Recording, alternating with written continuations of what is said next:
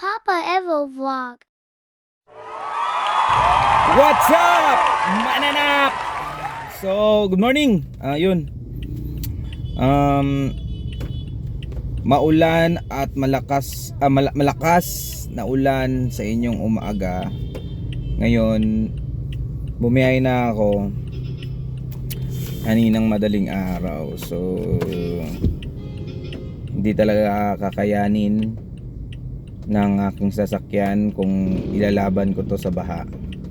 So pinili ko na manatili muna rito sa may gilid ng corner ng Pinobal dahil sa harap ko ngayon ay baha, sobrang baha.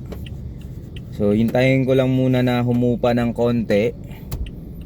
Ayun, para sa ating mga mahal na Grab driver,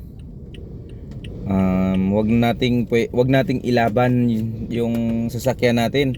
Mapa-operator ka man o driver ka lang, wag nating ilaban mga kamananap dahil ang magastos yan.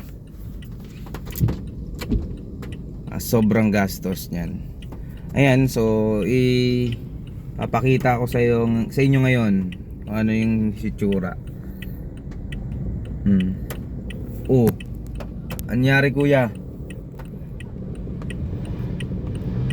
Yan. Hintayin ko lang humupa ng konti. Yung mga sasakyan na nandoon sa kabilang side, yung may kulay blue, yung may kulay gray, green pala yun. Yan yung mga tumigil na. Yan. Yan yung mga tumigil na. Tricycle kaya pa naman nila, nilalaban nila, pero namamatayan sila. Yung mga motor dito na sa pedestrian dumaan sa gilid, ayan. Dahil ang Lacson lumubog na. So sa mga nakakapanood na ito, please hanap kayo ng ibang ruta. Nagpatay ako ng apps ko ngayon. Dito ako sa corner ng Nobal sa Pinobal. Naka-hazard lang ako dito sa gilid. Ayoko muna ilusong dahil baka abutin talaga yung ko. Mababa kasi yung harapan ko. So ayun nga guys. And yung mga iba dyan na bumabiyahe, ingat po tayo mga paps, mga kamananap, mga papi, lahat.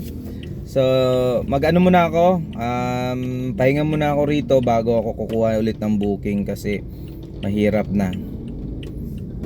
Bye.